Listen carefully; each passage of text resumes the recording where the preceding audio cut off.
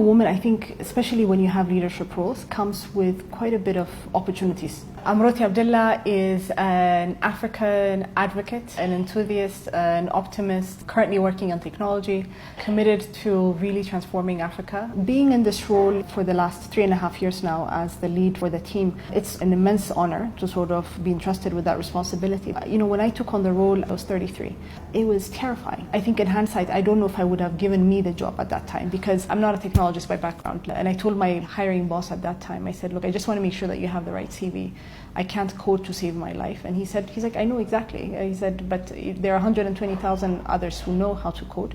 But I want you to come and really help us think through around strategy and what we can do and how we can really drive more business and more market development across Africa. It's the ability to say, look, I have what it takes. I may go into situations, but I also know that I can get myself out as well.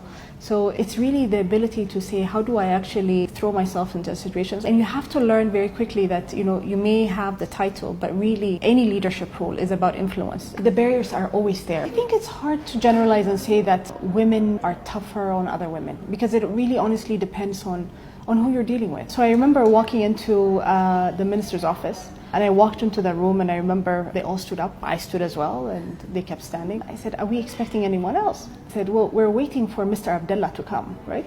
And I just burst out laughing. I said, I'm very sorry. Mr. Abdullah is actually my father. But for now, it's me and we can actually get started with the meeting. I think their expectations dropped significantly in that moment. I really don't think there are mistakes that I would say I have made. Only because every decision was because at that moment it felt like it was the right thing to do, right? And so there was a purpose to it. There was thinking behind it. I would tell my younger self that I really have all it takes. I should not doubt my decisions, and two, to have faith in knowing that what I was meant to be will all come to fruition. For younger women, anything you want, you can make happen. Jump into it, fully committed, knowing, give it your best, and then come out on the other side.